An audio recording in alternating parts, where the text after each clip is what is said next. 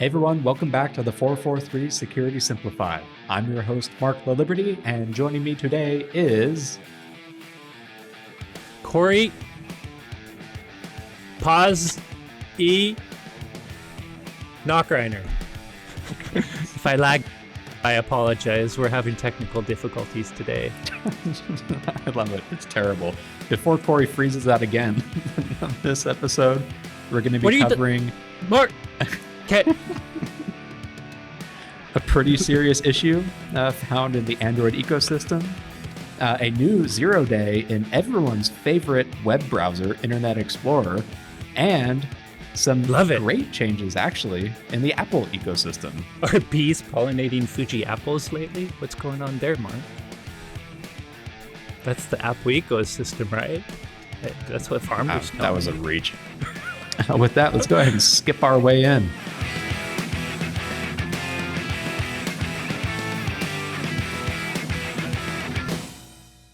So let's start this episode with what feels like a biannual description of certificates.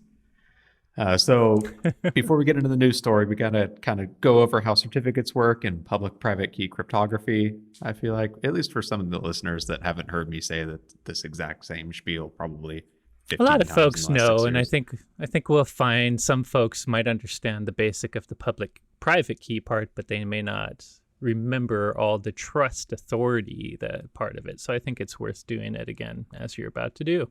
Sure. So what do they call it? The circle of trust. The chain of trust, but close enough. That would be... There we go. Actually, I think a circle of trust is technically possible by just cross-signing a bunch of certificates. But anyways, in the world of HTTPS, when you go and browse to a website like watchguard.com or secplicity.org, you'll note that it, as of right now, still has a little lock on it. I do think Google is planning on getting rid of that. At least in Firefox, it's got a lock. If you click on that lock and open up a certificate, you'll note that that certificate has information about the destination. So a certificate's basically just this file full of details of a subject, an identity. So in the case of websites, it's going to be the website domain, like watchguard.com. Might have some subject alternative fields, like other subdomains for it. I think it was about a month ago we discussed a vulnerability involving emails and certificates too. It can contain those. Or at a minimum, it can just be a entity like DigiCert or Komodo or some certificate authority. So the way certificates work, it's all public and private keys. So you can encrypt something with one key that's only decryptable with its associated public key. That allows you to verify something that was encrypted with a certain private key is associated with a public key that you're aware of. For certificates, you're basically encrypting or digitally signing all of that data about the particular entity and signing it using a private key of a certificate authority, either a root or an intermediate. Now, we've somewhere along the lines arbitrarily chosen to trust a list of root certificate authorities. I say arbitrary because, I know I didn't personally go and vet every single CA that's in my web browser or computer.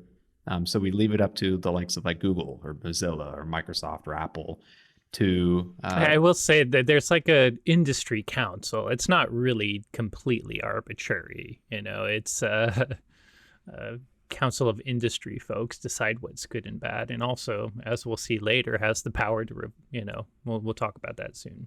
Yep. So a little more than arbitrary, but not something a normal person or business controls. It's something that to most people is behind the scenes, which is probably why you mentioned it was arbitrary. Yep. So it's the CA Browsers Forum, which is basically an organization, like you just hinted at, of all these certificate authorities, where they come up with the rules of how they're going to regulate themselves.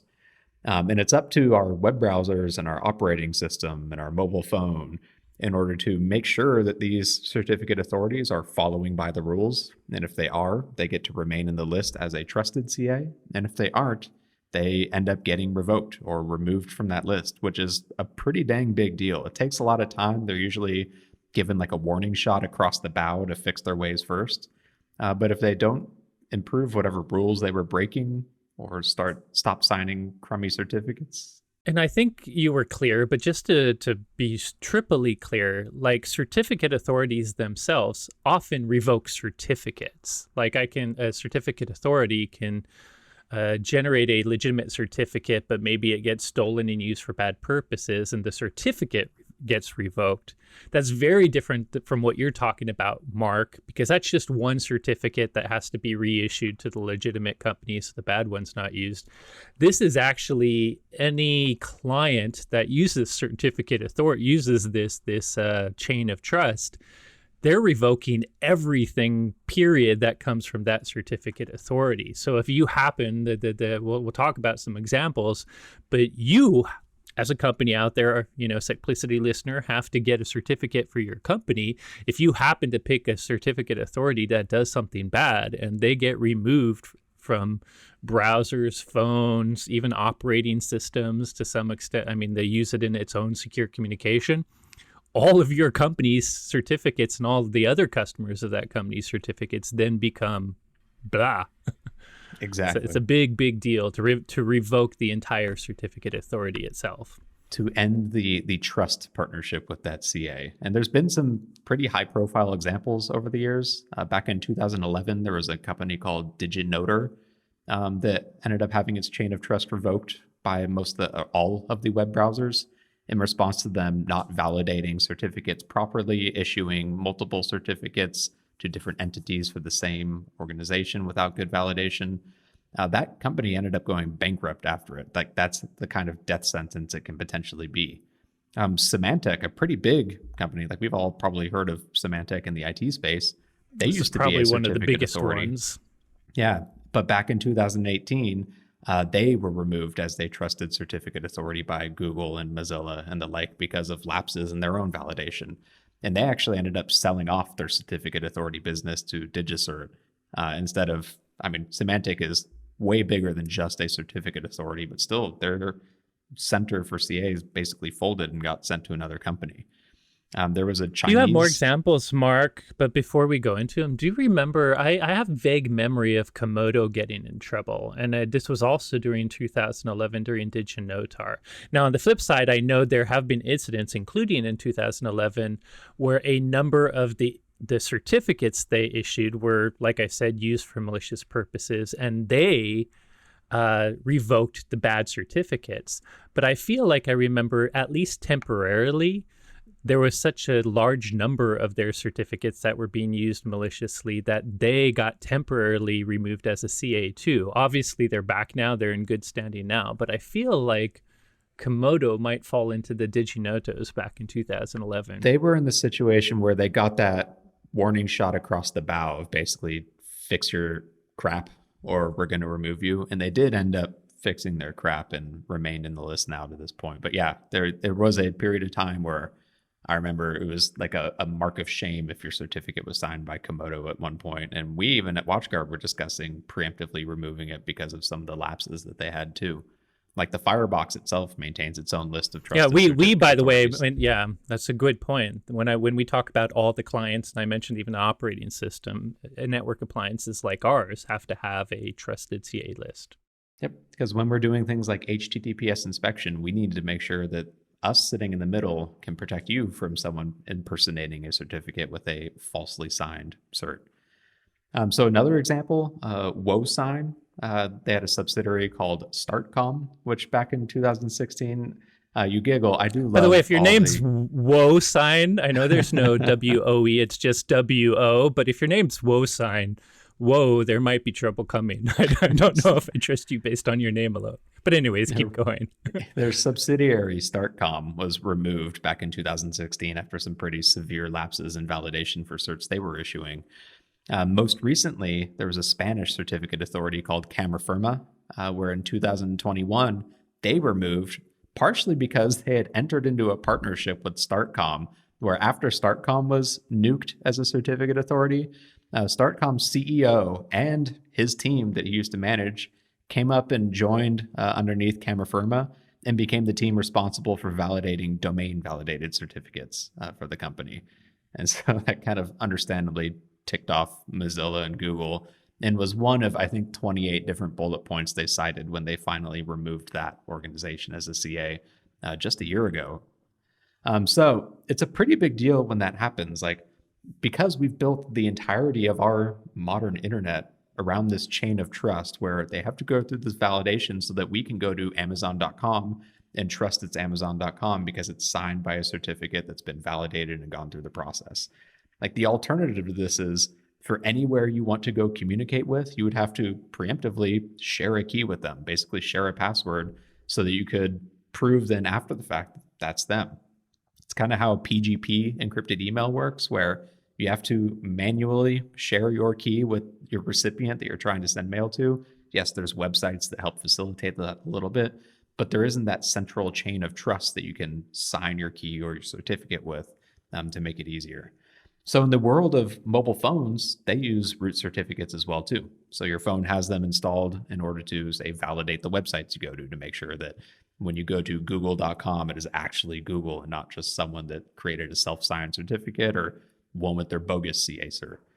But also on mobile phones, and I guess for traditional operating systems as well too, all of the applications that run on it are signed by a certificate too, to validate the identity of the developer that created that application.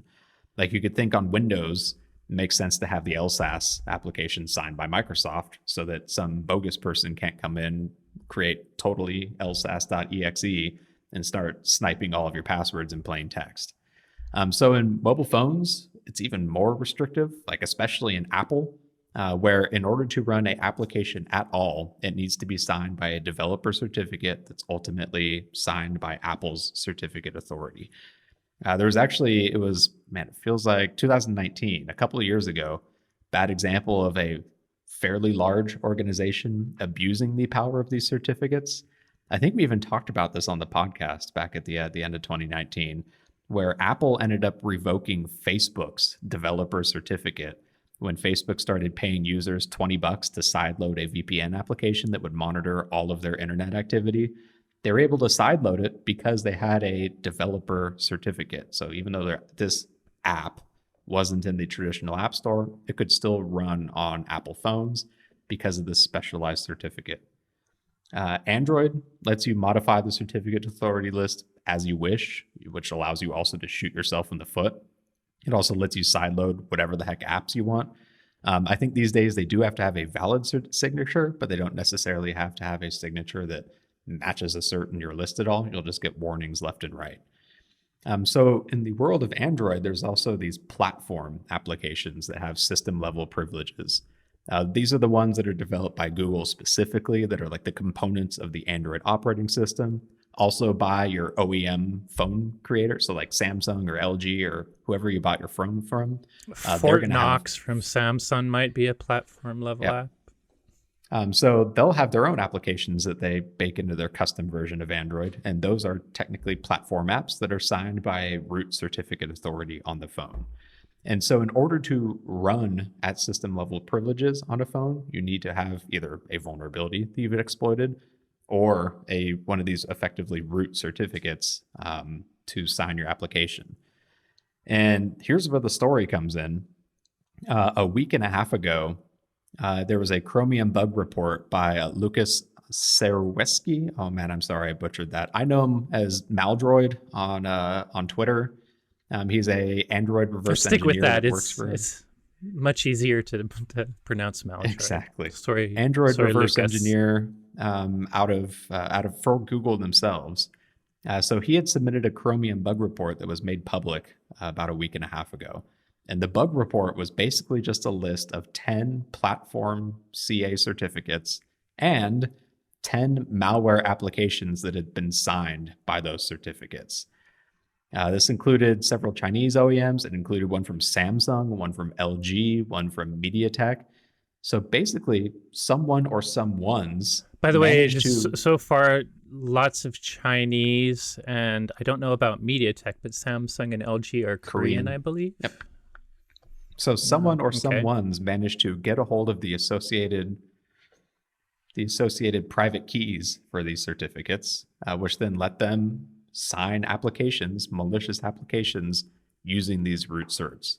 So you can probably understand in the world of Android phones, this is a pretty dang big deal and a pretty big breach of security for those particular OEMs. Yeah, and by the way, before we get into some wider talking points, Mark, like I think you want to talk about really high level stuff about the chain of trust. I actually, a smaller talking point is the one thing we haven't talked about, and I don't know if there's any scuttlebutt about, is it's not a small deal to lose a CA certificate for such big name organizations. Like we don't know the reasons why, but are they breached? I mean, if your CA cert and you're Samsung, for instance, someone signing stuff, you either have a freaking big breach, that's a significant breach, you have a malicious insider, or, and the reason I was asking for country, this again, all speculation, I would think this more for certain authoritarian countries in South Korea, but it's like, you know, the other thing we always worry about with countries and or companies and authoritarian governments is governments actually having access to companies and perhaps being able to do things like force them to give them their private certificates in order for the government to do snooping. So, I'm glad that Google is doing the right thing of getting rid of them and reissuing them. But to me, the big question is, how did these CA certs for big organizations get leaked? Because until you know how, isn't reissuing them just, if it's an insider or a breach, it's not fixed. You know what I mean? So is there any scuttlebutt on how yet? Or no, not yet. Like so far, everyone's just basically reiterated the point that this is a pretty huge deal, because you're supposed to treat these certificates like Fort Knox, using that example, because they are pretty dang powerful. Now, unfortunately, like in the world of Android development versus say like a website certificate, these are directly signed by the root certificate itself, meaning there isn't a like intermediate chain along the way. So in the world of like maybe a desktop application that typically has a chain, or a website, like if that intermediate one is like the equivalent of, oh God, I'm gonna kill myself for using this as an example, but a cryptocurrency hot wallet, where your intermediate certificate is the one that lives on the build servers and is able to develop stuff. It's, you know, outside of your secure enclave, whereas the root certificate is a cold wallet, where you keep that thing offline entirely, except for when you need to reissue a new intermediate certificate. Yeah, God, that was awful. I feel terrible for that analogy. But anyways, so what I'm getting at is like in websites or, you know, typical traditional application development, like if you were to have your build server compromised and someone ran off with your signing certificate for your apps, like it's bad, but you can't revoke it and reissue a new one from that root certificate. In the case of this scenario, it was signed by the root certificate. We know that's compromised now. And so you have to straight up issue a whole operating system update in order to deploy those new root certificates onto the mobile devices. Like it's an even bigger pain in the butt to respond to. And it feels like from a development standpoint, a pretty big weakness that I don't quite understand the reason for signing directly with the root versus an intermediate. So anyways, throwing that out there too. That's my gross analogy. This is too, it feels too big for this to be the end of like we reissued them. I mean, there's two possibilities. There's a possibility that these companies and Google knows what happened, and that's why they feel safe that reissuing fixes them, or they're doing all they can until they learn more. But I think we should talk about, can you even trust this chain of trust? But I do think if I were Google, even though I've solved the immediate problem, I would still be worried about the root cause of this, because it's not a small thing. And if they don't solve the root cause of this, it very likely sounds like it could happen again. I mean, these it does. Like it's not like it just wandered off. Walk out the door easily. Yeah, there has to be something that happened, and if you haven't solved it, it's going to happen again. Mm-hmm. And we've seen situations from authoritarian or almost authoritarian governments abusing the certificate authority system. Like it feels like every other year, Turkey tries to get a country-issued CA cert added to web browsers and is promptly told to please go away. But I think like that's that's one of the typically, things that what do you call it? The CA form does not. It's against their rules to issue those type of things. but that's typically like them trying to insert their own certificate. So like if this were an authoritarian country just straight up stealing certificates and using them. Or in the case of certain government, I mean, I hate to say China, but it's may even be with knowledge of the company, but there's little they can do if they are in that government oversight. So again, all speculation, folks. Don't we're just wondering about possibilities of how. And again, whenever we talk about authoritarian governments, I want to make clear Chinese citizens are amazing people. Governments have nothing to do with the people in the countries. Yep, fair Or statement. hopefully have little, don't always match the people in the countries. So how do we like? I feel like the whole trust chain and certificate like ecosystem, like I don't like that we're just putting trust in the stuff that we don't personally vet. Well, It's let's talk about things that work. DNS also has a chain of trust, right? Domain registration has a chain of trust. And we've talked about the root DNS servers and the extra steps that they kind of go, like there are root, ICANN is one of the organizations. Granted, it's a private organization that helps protect that chain of trust. And it also has lots of, I've seen videos about getting access to these root servers are really, really hard. And even, by the way, blockchains, cryptocurrency has a chain of trust. And whenever a new one is born, maybe a chain of trust that doesn't work, but some people go to crazy things. So, you never know if the founders have made some sort of way to game the system. So a lot of founders go through lots of crazy steps when they're first launching something like a blockchain to show how it really is decentralized. So I'm wondering, like you say, in this case, I feel like it's not as organized quite. There is that CA browser form, so there is an organization behind it. It isn't, as jokingly as we talk about it being arbitrary, I will give them credit. That's not totally arbitrary, but I also don't feel like it has as much governance and oversight as DNS. Would you agree or disagree? And then maybe it's just adopting some of the types of things that DNS and I ICANN will say uses devil's advocate to protect that root point servers. I is don't that know. DNS is not exactly the poster child for a secure ecosystem when it comes to delivery of the product. Yeah, we've also talked about. I mean, DNS they have and could still have issues with this chain of trust too. I just feel like it's had less notable examples. But yeah, I don't know if I really have the answer. I don't know if you and I do. I just think it's definitely something that a country can't be in charge of. It's something that I think businesses, I think it has to be a consortium of businesses because obviously the browsers have power there. They can in some ways force the CA browser form to do what they want just by deciding they're going, if someone turns off your CA, even if it's perfectly valid, your root certificate in their browser, they win regardless of if it's good or not. So I think it just has to be this consortium of folks, and I don't know, they just need more audits. Do you have ideas? It's a tough There's been problem. like over the past decades, plural, there's been things spitballed around about building your own trust chains and doing your own validation, but it's to the end user, like the typical user, like my parents, if they were to, like, they're not going to jump through all these hoops just to validate that Amazon's server is actually Amazon. I would even say a business, say one with us that understands this and is security conscious and all the things we can do. If the CA browser form, who literally has direct this matters to them a lot because the businesses involved are ones that really need this to work.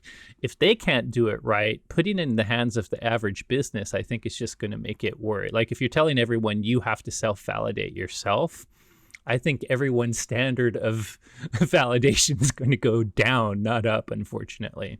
Anyway, I guess you could also use this to some extent. Maybe the CH chain of trust is working, Mark, because I'm not sure if this is a failure of that chain of trust, because Google did revoke, once it was found out, Google got rid of it and made them reissue. So everything there is working. Really, the failure here is how the heck did the root CA servers get leaked? And that is a problem of the companies, not the people that are maintaining.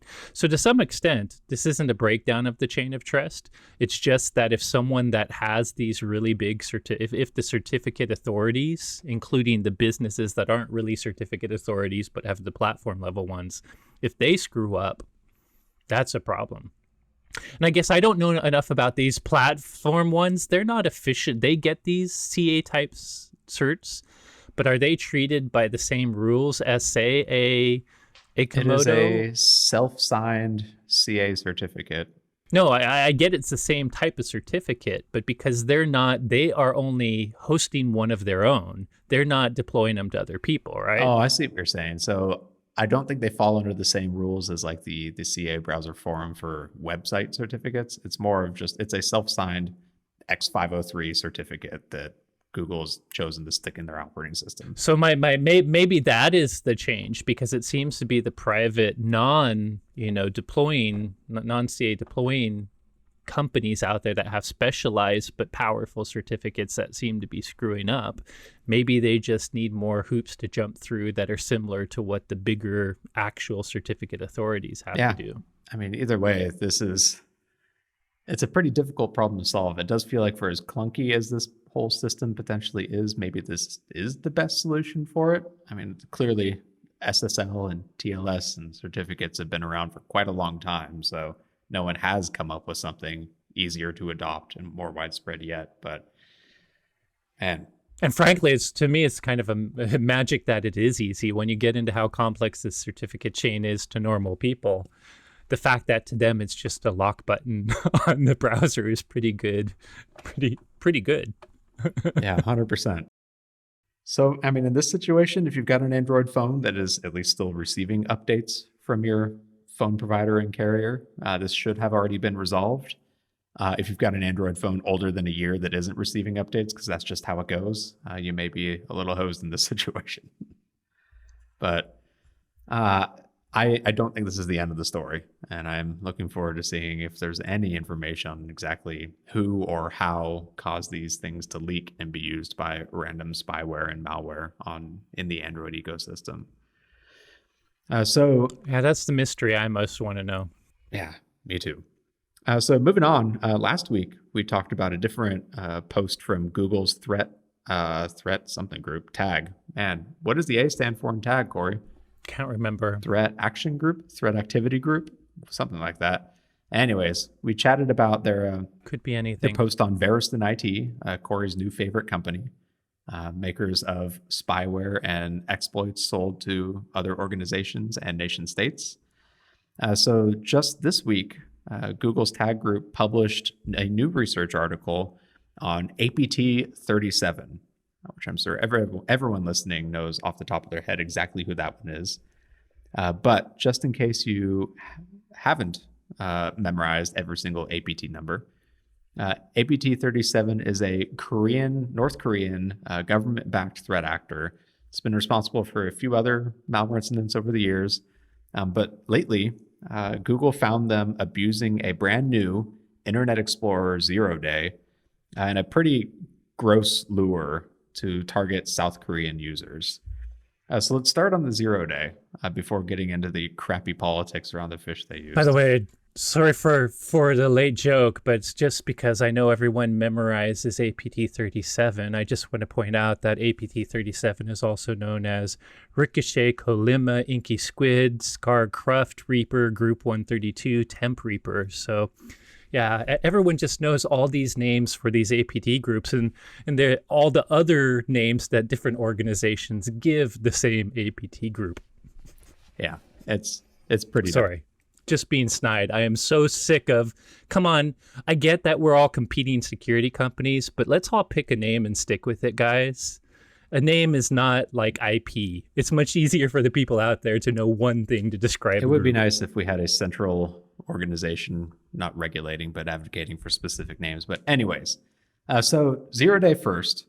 So first and foremost, yes, Internet Explorer still is in use and still is being patched, because even if you're not using Internet Explorer as a web browser, it turns out that Microsoft Office uses Internet Explorer in the background to render HTML files or HTML templates within an Office document. Would it be Internet Explorer now or Edge? It's still Internet Explorer, so MSIE whatever process versus the Chromium Edge. Yeah. So even if you can't access Internet Explorer as a web browser, it's still there and still being maintained by Microsoft. So everyone that thinks they're using Edge actually still is using IE. Well, everyone using Edge is using Chromium, I think, except for like ActiveX objects, which might use Internet Explorer. It's Microsoft, so the reality is it's probably all just Internet Explorer under the hood. No, I get it. It's the operating system just doing it for other things, but I'm saying they probably don't realize their operating system is still using IE SDK. So the vulnerability was in how Microsoft Office renders HTML templates. So the malicious file that was downloaded contained a RTF remote template, so a rich text format remote template hosted on a attacker-controlled web server. When you open the document and enable content to get around that mark of the web thing that prevents you from running some of this dynamic content by default, it would reach out, download that template, and then exploit this issue in the JavaScript engine within Internet Explorer as used by Microsoft Office. So yeah, not only do we have Internet Explorer in Office, we got JavaScript running too. The vulnerability it went after was a type confusion vulnerability, which I think we've talked about a few times, but super high level. Type confusion is where a programming language, which has different types of variables, think like an integer for numbers, a Boolean for a yes, no, a string or character array. True or false, 1 or 2, Yep. 1 or 0. It's this type of vulnerability occurs when it allocates a variable of one type, but then accesses it as a different type. So allocates it as like a character array, but then accesses it as an integer due to issues with the programming within it. Typically issues in C or C++ that are not memory safe programming languages. And this can ultimately lead to a out of bound read or an out of bound write. So read could be like information disclosure, write could be remote code execution on the system. So this file, they delivered it using what I think is a terrible fish, but not exactly far from what North Korea tends to do. So they titled the file 221031 Seoul Yongsong Aitwan Accident Response Situation 6 o'clock.docx, basically preying on as a lure the tragedy on October 29th of that crowd crush within the Aitwan neighborhood in Seoul. And you can imagine if you were loosely involved or aware of the situation and you're in South Korea, you might be tricked into opening a document named after it like that. Pretty disgusting lure for that fish, even by North Korean standards. By the way, imagine, Mark, even if you weren't involved in this situation, that's the type of news that I think everyone in South Korea and globally, I mean, we all knew when that celebration ended in a tragedy. So I think anyone might be, it's horrible, would be interested in that. It's same as Thailand or Philippines, anytime there's a tsunami flood or a Katrina, it's just disgusting what people will lure with as far as tragedies, because they know that if the world's watching, let alone the entire country, I think everyone in South Korea or in Korea knew that story, they might be tempted. Yep. So the vulnerability itself was brand new. It was a 0-day in Internet Explorer.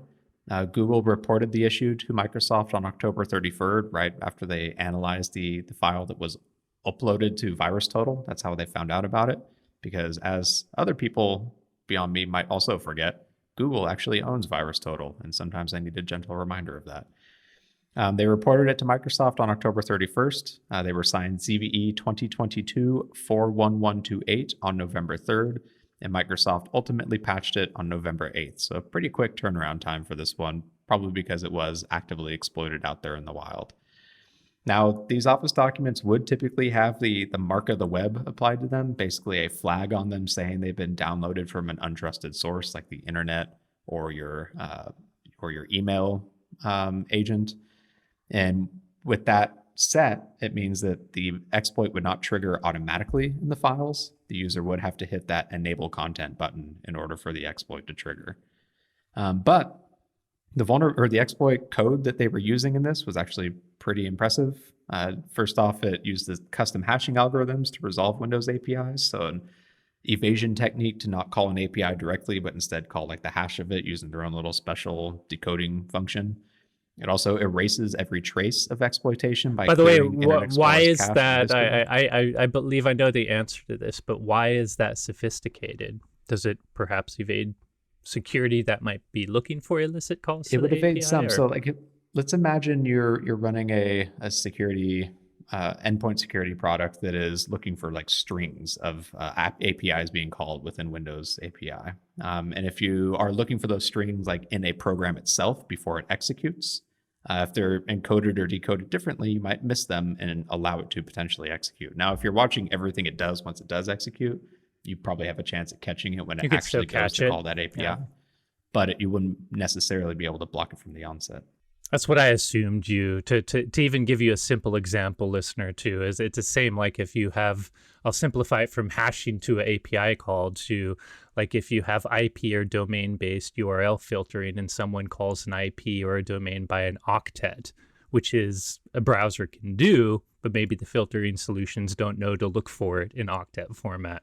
Calling it from a hash rather than its name could defeat stupid security filtering. Anyways, thanks, Mark. Just wanted to make sure the audience knew why.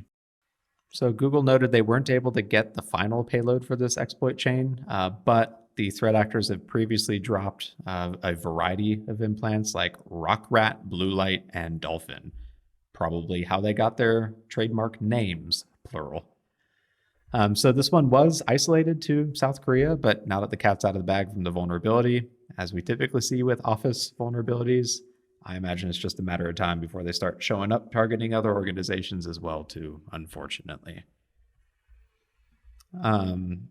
So let's see. Moving on, the final story for the day. This one's actually going to make Corey really happy because I'm actually going to praise a company that he loves and is very close to his heart. So Apple made an announcement last week. Fake news. Although, by the way, it really is nice ending on a positive highlight for potentially everyone. Yeah. So Apple made an announcement last week detailing several privacy and security improvement initiatives on their device that are due out this year in the United States and early next year globally. So there's three main features that they're rolling out. The first one is advanced data protection, which is basically an expansion of the end-to-end encryption with backups in iCloud. So previously, iMessages were already end-to-end encrypted. If you back them up into the iCloud, like the government could not force Apple to give up your iMessages if you had set it up correctly. But like other applications, like your notes and pictures and all those were still accessible to Apple at the request of law enforcement. They were still encrypted in the cloud, but Apple controlled the keys in those situations versus you and the recipient controlling the keys. By the way, and I would like to point out, I think it's more than just devices. It's their devices and cloud infrastructure. Because as much as you joke about me loving Apple, which isn't true, you can get Apple products, including iCloud, iTunes, and others on Windows devices too. And they use the same iCloud. So when they are storing your data in the cloud, I believe a lot of these protections will apply to Windows apps that are Apple as well. Yep. So after this change, Apple and law enforcement will no longer be able to view encrypted iCloud data without permission from the user, basically without getting the password from them. Think of it as encrypting it locally and then sending it to them. Like they have no way of getting that key at all from you. And by the way, you've heard us talk about that there is a debate here. By the way, I think a lot of people, I think everyone is kind of on the side that a private company, Apple themselves, even though you are their customer, they have no right to your data. So it's actually really good that they can't see it. But I do know on the other side of it, through subpoenas, the government, we talk a lot about the government wanting to backdoor encryption. This is where our government sometimes thinks that Apple and other companies should build ways that allow a backdoor for them, or at least, Apple has proven in the San Bernardino case that they're unwilling. They want to put all the control in their clients' hands. To prove I don't like Apple, I think this is a great thing, but I actually don't think I think Apple's doing it in part to protect themselves and liability, not just pure altruism to the customer. I mean, it's the type of situation that's win-win for them. So they could certainly say, this is all for you. We love your privacy. And maybe a lot of folks do. But I think there's other business, I'm always, a corporation is not a person that just loves you. They have their own motives. So I don't just assume they're doing this just to protect their customer, but to one, do things that they perceive will increase customer business, and two, it having no access to this makes their life much easier for certain situations that they don't have to do work if governments are trying to get stuff from them. Yeah, I agree with that assessment too. They're not doing it. Well, actually, there are a lot of things. I bet you there's some nice. I bet you there are many people at companies, and I bet you there's tons of people that truly believe in privacy at Apple, and by the way, at Microsoft, at every company out there. But ultimately, as a whole, I don't always think. You just always have to remember that corporations, even good ones that have fantastic people, do have their own motivations too. Yep, so as much as fair. You joke about me loving Apple, they also are a company that is ruthlessly going after owning certain markets as well and making closed gardens. So let's not go out and think they just love everybody. Pretty soon, they're pretty close to getting green check mark shamed into getting an iPhone at some point whenever they decide to finally put USB-C on it. But in this particular scenario, so your iOS or iCloud backups will be end-to-end encrypted, only accessible AU. That said, there are some limitations. So iCloud Mail, contacts, and calendar services are going to remain outside the end-to-end encryption because, as Apple called it, legacy protocol issues. The reality is, like email, if you're using their email server, you need to be able to download that on other devices as well too. And there isn't a protocol. And by the way, some of those apps are the ones that have Windows versions. So maybe some of I do think there's some iCloud, like the picture stuff that Windows uses, that will get some of this benefit. But some of the Windows apps that I am familiar with from Apple might be some of the causes for these legacy issues. Exactly. They don't control that environment. They have to use standards. Yeah. Yep. And not just their own proprietary one. They will still be encrypted, just not end-to-end encrypted. There's also a few other limitations. So Apple doesn't encrypt the metadata, like timestamps, the original file size, things like that for these files. And so someone could potentially infer contents of files. Even more so on that tangent, Apple actually will hash the files prior to encryption to aid in deduplication if you try and upload something to iCloud, which means like technically that hash is unencrypted. And so while someone couldn't know the exact file that is being saved to Apple iCloud, if they know the hash of the file and they know something that hashes through that file, then they could say, oh, you have that file in your iCloud. So that is a bit of a privacy weakness in this for the sake of deduplication. But at least that also might be kind of a good compromise for the government, though, because they can at least say, I have proof that this person, ultimately this forces the government to go to the actual, like if the government is subpoenaing Apple, they suspect criminal activity from an Apple customer, most likely, right? So this at least kind of will give the government something they can, like they have proof from Apple, yes, this customer really might have this file, right? Mark, so maybe... So in theory, they'd have to have the subpoena before knowing about that, but it would at least allow them to compel Apple to say... To get something from... To at least get something from Apple, and Apple will say, I can't give you that material, but I can tell you the file exists, and it matches what you're looking for. Assuming the government, I assume the government might have found a file they suspect the user might have, and they're just trying to confirm it from... Anyways, that could give kind of be a way to be a good citizen to the government while not really killing everyone's privacy. I did also want to comment on the metadata mark, in that I think the average user thinks just metadata, but I think we know with the Patriot Act and with governments being able to look at metadata of phone call, like data analysts, data scientists and statistics, there is so much you can learn about a person just from metadata, not even knowing what the communication is. So I think it's important that you know that is a limitation, because again, the good news, your actual materials are encrypted, but there's still a crap load of stuff that a government or someone else could get from subpoena in metadata. Yep. So moving on to the second feature, they're calling it iMessage contact key verification. They say it's designed for journalists and human rights activists as a way to verify iMessage contacts by using a shared password. So basically using cryptography and a shared key to prove that the person texting me is actually Corey and not some hostile government that's trying to trick me into giving up my location. In fact, they'll even alert if Apple detects someone has attempted to eavesdrop on the conversation. So this is one where I feel like this is Apple showing their at least recent colors of trying to be more privacy conscious and making a concerted effort towards that. I would like to see, I mean, I don't think the SMS standard would support this or even the MMS, but Apple can do this because they have their proprietary iMessage standard. But I would like to see all the telco, whatever the new texting standard becomes, this key-based validation is a great idea.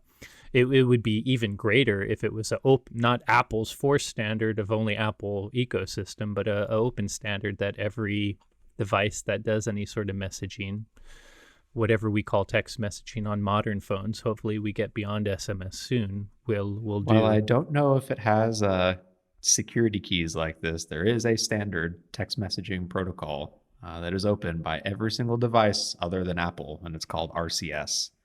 And I mentioned that green checkmark shaming. The reason that Apple hasn't adopted it is because it is a marketable feature to treat other phones as second-class citizens and chat messages with iPhones, unfortunately. It's essentially Google's standard, but Google's standard that is shared openly so everyone can adopt it.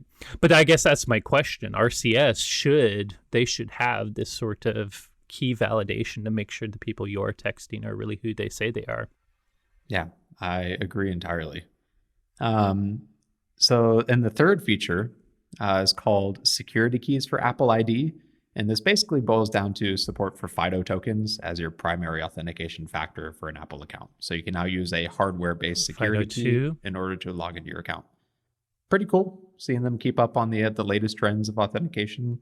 And overall, like, these three are good privacy and security features that they're now going to be baking into their products. So it's good to see that. And the US, again, it should be here by the end of the year, they said, and globally in early 2023. And I think, like, my takeaway from this one is it's cool seeing Apple continue to push end-to-end encryption to being more mainstream. Like, if you've been following the Twitter drama, you'll see Elon Musk is trying to make Twitter messages end-to-end encrypted. There are some limitations and challenges with end-to-end encryption, though, for messages. Like, what happens if someone loses their device? Like, how do you potentially get them back into the conversation? So I think by just making it more popular and more usable by the everyday random person that has an iPhone, and like getting them experience with some of those challenges, like, it'll get them understanding as other products and services start adding more security too, like end-to-end encryption. I don't know. That's my hot take on it. Yeah, I definitely hope they continue. And I do agree that as much as I don't always think their motive for doing it is purely in the customer's, it's just the customer's best interest. They have been pushing against, they have been pushing for privacy for a long time.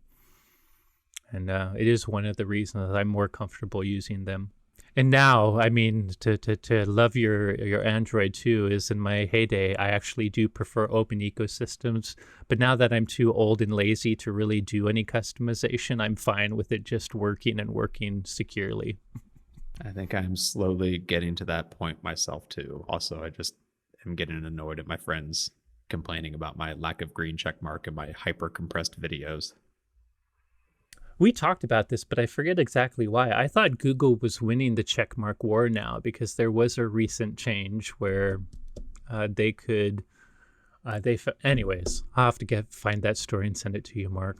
But Google had a leg up on Apple for a little while. Texted pictures and videos don't get compressed to all heck when I send it to an iPhone user. No one has won. We're all losing. And for everyone that's in a group message with Google and on phones with iPhone and other, what a pain in the ass when people use emojis or actually tag a comment with comment to with emojis. It doesn't seem to be working in my group messages because I still, what's happened is the update that's telling you that something was added emoji is now coming from the Apple side instead of the Android side. I think that's the Google win that I think that happened recently. Google found a way around Apple's thing, but now it's showing up the other way. It's all Apple's fault then. That's what I'm taking away from this. Either way, yes, it's the positivity to closed systems is Apple can push aggressive new security features like this because they control their closed ecosystem.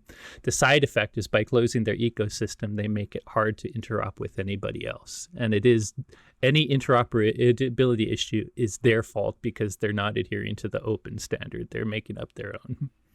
Well, I do still want to end on a positive note for Apple for these changes, though. So applause for good job. These good changes. Yep. Pat on the back. More people out there needs to do this end-to-end encryption for sure. Hey, everyone. Thanks again for listening. As always, if you enjoyed today's episode, don't forget to rate, review, and subscribe. If you have any questions on today's topics or suggestions for future episode topics, you can reach out to us on Twitter. I'm at XORRO_.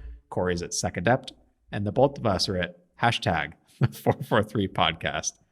Thanks again for listening, and you will hear from us next week.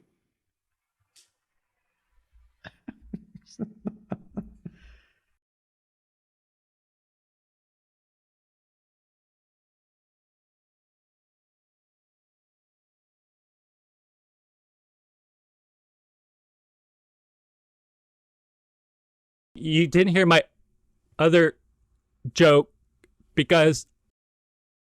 Did you actually freeze this time? I think you did actually freeze this time. Actually, I did actually freeze. You froze for me. So I actually froze that time.